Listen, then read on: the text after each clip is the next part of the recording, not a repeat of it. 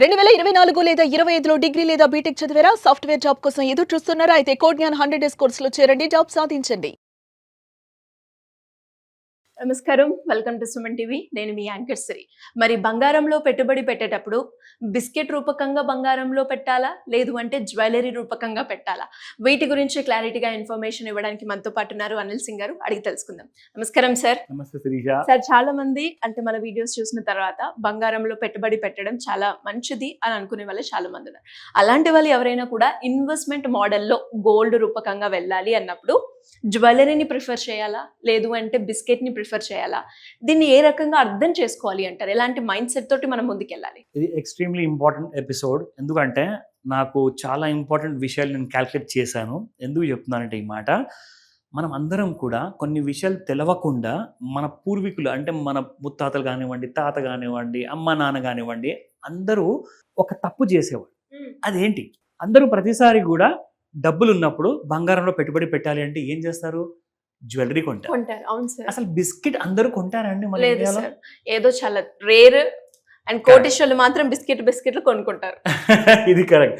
So అందుకే మీరు చూసుకుంటే మీ ఊర్లలో కానివ్వండి, ఇక్కడ సిటీలో కానివ్వండి, ప్రతి అడుగున మీకు జ్యువెలరీ షాప్స్ ఉంటాయి, కానీ గోల్డ్ బిస్కెట్స్ లేదా గోల్డ్ కాయిన్స్ అమ్మే షాప్స్ ఉండవు కదా. ఎందుకు అంటే more than 90% of the families only ఆభరణాలు మాత్రమే కొంటారు. బంగారం అంటే జ్యువెలరీ, బంగారం అంటే ఆభరణాలు, బంగారం అంటే గోల్డ్ కాయిన్ ఎందుకు కాకూడదు, గోల్డ్ బిస్కెట్ ఎందుకు కాకూడదు అని చెప్పేసి అందరూ ఆలోచించరండి ఈ మాట. ఇక్కడ ఇంకొక ఈ ప్రాబ్లం వల్ల ఆలోచన అనేది రాలేదు. అది ఏంటిది? ఎందుకు సార్? ఇప్పుడు హాల్ మార్క్ 916 మనం ఏది ఇస్తే అంతే వస్తుంది అని చెప్పారు కదా సార్. ఎస్. మరి గోల్డ్ కి బిస్కెట్ కి డిఫరెన్స్ ఏంటి? గోల్డ్ జ్యువెలరీకి బిస్కెట్కి డిఫరెన్స్ ఏంటి చెప్తా. ఫస్ట్ అండ్ ఫార్మోస్ట్ ఏంటంటే, మనం అందరం బంగారము అవసరం ఉన్నా లేకున్నా డబ్బులుంటే ఖర్చు అయిపోతాయి, అనవసరమైన టీవీలు కొంటారు, మొబైల్ ఫోన్లు కొనేసి అంత లాస్ అయిపోతారు కదా. బంగారం పెడితే అది అప్రిషియేట్ అవుతుంది.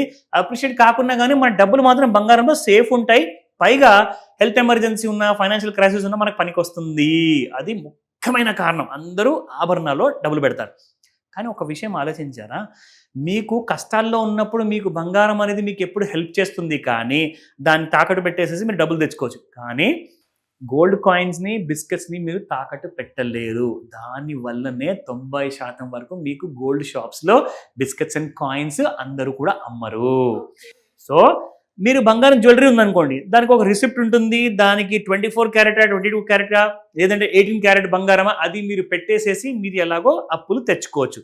అయితే అందరూ కూడా ఏంటంటే ముందు నుంచి ఆభరణాల గురించి ఆలోచించే వాళ్ళు, they never gave importance to investment wise. ఇప్పుడు మీరు అడిగిన ప్రశ్నకి 2 భాగాలు తీసుకుంటానండి. ఒకటి ఏంటంటే తరతరాలుగా వస్తున్న ఆభరణాలు ఎవరైతే మనం ఇంట్లో కొంటున్నామో ఇప్పుడు కూడా కొంటున్నారు, కానీ అది ఇన్వెస్ట్మెంట్ కాదు. అది మీ అవసరానికి మీరు కొంటున్నారు, కానీ అందులో మీరు పెట్టుబడి పెట్టట్లా. జస్ట్ మీరు ఒక వస్తువు కొంటున్నారు, వాడుకుంటున్నారు. అది పెట్టుబడి ఎలా అవుతుంది? అయితే పెట్టుబడి ఎప్పుడు స్టార్ట్ అవుతుందంటే మీరు గోల్డ్ బిస్కెట్ కొంటే. అందుకే ఇక్కడ టాపిక్ ఇచ్చారు, why gold jewellery often takes years to deliver real returns. దానికి ఒక కారణం ఉందండి. ముఖ్యమైన కారణం ఏంటో ఇక్కడ వాళ్ళు ఇచ్చారు, మీకు ఇక్కడ ఎక్స్ప్లెయిన్ చేస్తాను. జాగ్రత్తగా చూడండి. ఎందుకంటే ఈ వీడియో కొన్ని రాంగ్ నోషన్స్ ఏవైతే ఉన్నాయి కదా ఫ్యామిలీలో, ఆ రాంగ్ నోషన్స్ని దూరం చేస్తున్నాం అన్నమాట. ఆ నోషన్ అంటే ఏంటంటే తప్పుడు ఆలోచనలు, తప్పుడు బిలీఫ్. ఏదైతే ఇందాక మీరు అన్నట్టుగా ఆ బిలీఫ్ ఏంటంటే బేసిక్గా అందరూ ఏం చేస్తారంటే, నేను బంగారంలో పెట్టుబడి పెట్టాను అని చెప్పి చెప్తారు, ఆభరణాలు కొని. అది పెట్టుబడి కాదండి.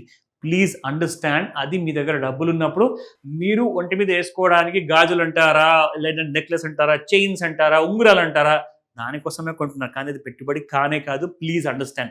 పెట్టుబడి విషయానికి వస్తే gold has been long regarded as symbol of wealth and security కదా. మీరు ఇక్కడ ఏం చేయాలి అంటే, మీరు ఇన్వెస్ట్మెంట్ వైజ్గా సెలెక్ట్ చేసుకుంటే గోల్డ్ గ్రేడ్, ఇన్వెస్ట్మెంట్ గ్రేడ్ గోల్డ్ని సెలెక్ట్ చేసుకోండి, లేదంటే ఈటీఎఫ్లో పెట్టండి, లేదంటే సావరిన్ బాండ్ ఒకవేళ మళ్ళీ కేంద్ర ప్రభుత్వం తీసుకొస్తే అందులో పెట్టుబడి పెట్టండి. నా ఇప్పుడు ఇక్కడ మీరు చూసుకోవాల్సింది ఏంటంటే, understanding gold as an investment. అసలు ఫస్ట్ ఆఫ్ ఆల్ నేను నా అవసరానికి నేను బంగారం కొంటున్నానా, లేదంటే నాకు అవసరం లేకున్నా కానీ పెట్టుబడి కోసం నేను బంగారం కొంటున్నానా? ఈ రెండింటిలో కన్ఫ్యూజన్ మీరు క్లారిటీ తీసుకోండి. ఇక్కడ ఒకవేళ మీరు పెట్టుబడిగా పెట్టాలి అనుకుంటే pure 24 carat gold which is 99.9% pure ఉంటుంది, qualifies as a investment grade. కానీ మీకు ఒకవేళ ఫైనాన్షియల్ క్రైసిస్ వచ్చింది, ఎమర్జెన్సీ ఉంది, నాకు లోన్ కావాలంటే రాదు. ఎందుకంటే gold biscuits and gold coins ని యాక్సెప్ట్ చేయరు తాకట్టు కోసము. ఇది రిజర్వ్ బ్యాంక్ ఆఫ్ ఇండియా పెట్టిన రూల్ అండి, దాన్ని మనం మార్చలేము. సో అది మీ రిస్క్తో మీరు ఏం చేయాలి అంటే, మీకు ఎప్పుడైతే అవసరం ఉందో ఆ పెట్టుబడి పెట్టిన గోల్డ్ బిస్కెట్ లేదా కాయిన్ మీరు అమ్ముకోవాలి. మీరు అమ్ముకోవచ్చు మార్కెట్లో, బట్ మీరు తాకట్టు పెట్టలేరు. అది మీరు గుర్తుపెట్టుకోండి, ఓకేనా? సో అది మీకు 24 క్యారెట్ గోల్డ్ ఉంటుంది. ఒకవేళ మీరు జ్యువెలరీ కొనాలి అనుకోండి, అప్పుడు 22, 18, 14 కూడా ఉంటుంది మీకు ఆప్షన్, కానీ అది మీ వాడకం కోసం, ఓకేనా? నా the hidden cost of jewellery, ఇది చాలా ఇంపార్టెంట్. మీరు ఎప్పుడైతే ఇందాక మీరు టాపిక్ చూసారు కదా, ఎందుకు మీరు కొన్న ఆభరణాలకు మీరు ప్రాఫిట్లో రాలేకపోతున్నారు త్వరగా అంటే దీనివల్ల 25%. ఎస్. సో 10 నుంచి 20% మీరే మేకింగ్ ఛార్జెస్ ఇస్తున్నారు, డిజైన్ ఛార్జెస్ ఇస్తున్నారు, దాంతోపాటు 3% జిఎస్టీ కూడా కడుతున్నారు. సో మొత్తానికి ఒకవేళ మీరు 20% ప్లస్ 3% అంటే 28% అంటే 30% వరకు మీరు పెట్టుబడి పెడుతున్నారు. ఇప్పుడు ₹1,00,000 వర్త్ బంగారం కొన్నారండి జ్యువెలరీ, దానికి ఇంకా 30% యాడ్ చేసి ఎంత అయిందని మీ ఇన్వెస్ట్మెంట్ 1,30,000.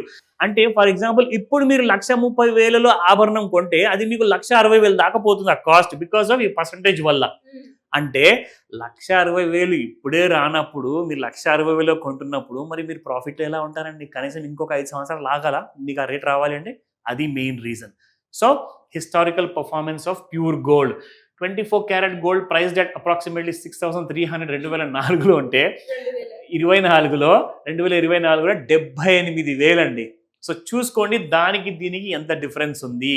సో ఇక్కడ చూసుకుంటే 5 to 6 years వరకు రఫ్లీ డబుల్ అయిపోయిందండి మన బంగారం ఇక్కడ చూసుకుంటే. So global and domestic significance ఇక్కడ ఏం జరిగిందంటే, అమెరికా దేశం కానివ్వండి, చాలా దేశాలు కానివ్వండి, వాళ్ళ దగ్గర ఉన్న రూపాయిని అంటే డాలర్ కానివ్వండి, వాళ్ళు ఏం చేస్తున్నారంటే గోల్డ్తో ఇప్పుడు పోల్చుకుంటున్నారు. అంటే మా దగ్గర ఎంత గోల్డ్ ఉంటే మా రూపాయికి అంత విలువ ఉన్నట్టు. అమెరికా దగ్గర 8,000 టన్నుల బంగారం ఉంది, ఇండియా దగ్గర 900 టన్నుల బంగారం ఉంది.